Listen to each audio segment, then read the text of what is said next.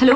तेरी आंखों की खजाने में छिपा था मुसाफिर का दरिया और तेरे दिल के खजाने में वो दरिया का नमक.